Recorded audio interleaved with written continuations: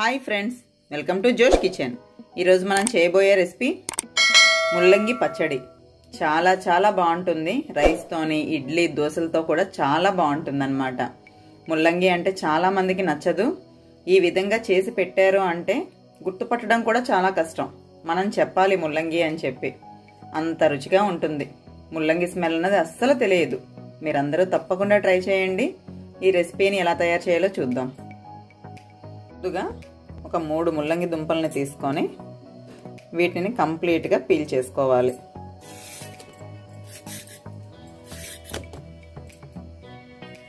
ఇలా పీల్ చేసుకున్నవి చిన్న చిన్న ముక్కలుగా కట్ చేసుకుందాం. ఇలా చిన్నగా పల్చగా మనం కట్ చేసుకోవాలి. అప్పుడే మనం ఫ్రై చేసేటప్పుడు చాలా పర్ఫెక్ట్గా కుక్ అవుతాయి అన్నమాట. ఇప్పుడు ఒక లోతు కడాయి పెట్టుకొని దానిలో ఆయిల్ని వేసి ఈ కట్ చేసుకున్న ఈ ముల్లంగి ముక్కలు మొత్తాన్ని మనం వేసేయాలి. వేసి కంప్లీట్గా పచ్చి వాసన పోయినంత వరకు మనం ఫ్రై చేయాలి. ఎందుకంటే ముల్లంగి అన్నది చాలా మందికి స్మెల్ పడదు కదా, ఇష్టపెట్టుకోరు. మనం ఈ విధంగా చేయటం వల్ల అస్సలు మనకు స్మెల్ అన్నది తెలియదు అనమాట. ఇప్పుడు కాసేపు మూత పెట్టి మగ్గనిద్దాం. కంప్లీట్గా ఫ్రై చేసుకున్నాం కదా, ఇప్పుడు వీటన్నిటిని తీసి ఒక పళ్ళెంలో పక్కన పెట్టుకోవాలి. మనం ఇలా ఫ్రై చేసుకోవటం వలన మనకి ముల్లంగి వాసన మొత్తం పోతుంది. అస్సలు ముల్లంగి స్మెల్ అన్నదే మనకి రాదనమాట. ఇలా అన్నింటినీ కూడా తీసి పక్కన పెట్టుకుందాం. ఇలా అన్నింటినీ తీసేసుకుని పక్కన పెట్టుకున్నాం కదా, ఇప్పుడు దీనిలో 2 స్పూన్స్ శనగపప్పు,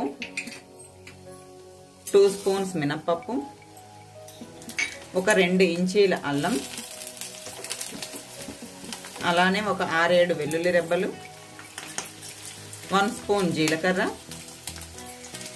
1 స్పూన్ ధనియాలు, ఫైనల్గా మన కారానికి తగ్గట్టుగా పచ్చిమిర్చి. వీటన్నింటినీ వేసి ఒక్కసారి మూత పెట్టుకోవాలి. మనం వేసే ఇంగ్రీడియంట్స్ అన్నీ కూడా ఫ్రై అయ్యాయి. ఇప్పుడు దీనిలో ఒక 3 టమాటాలు, అలానే కరివేపాకు, కొత్తిమీర వీటిని కూడా వేసేసుకోవాలి. వేసి ఒకసారి కలుపుకొని మూత పెట్టుకుందాం.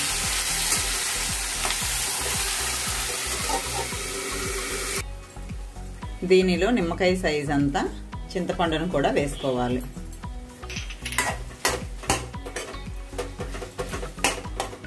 టమాటా అంతా కూడా చక్కగా మగ్గింది. ఇప్పుడు మనం ఆల్రెడీ ఫ్రై చేసుకున్న ఈ ముల్లంగిని కూడా యాడ్ చేసేసుకుందాం.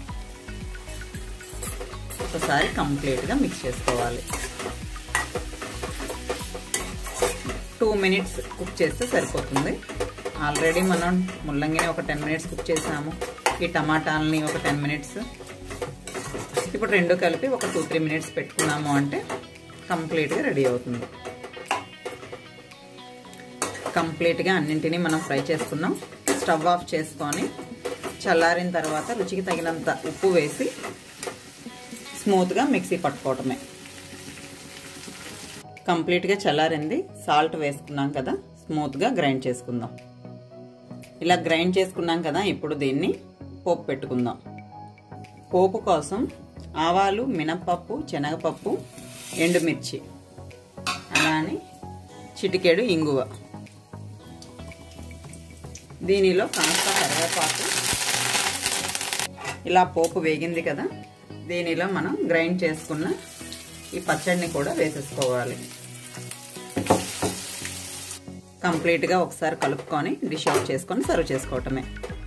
మీరందరూ తప్పకుండా ట్రై చేయండి ఈ టేస్టీ అయిన ముల్లంగి పచ్చడిని. ఈ రెసిపీ కనుక మీకు నచ్చినట్లయితే లైక్ చేయండి, షేర్ చేయండి. మరిన్ని ఇంట్రెస్టింగ్ వీడియోస్ కోసం మా ఛానల్ని సబ్స్క్రైబ్ చేసుకోండి. Thanks for watching.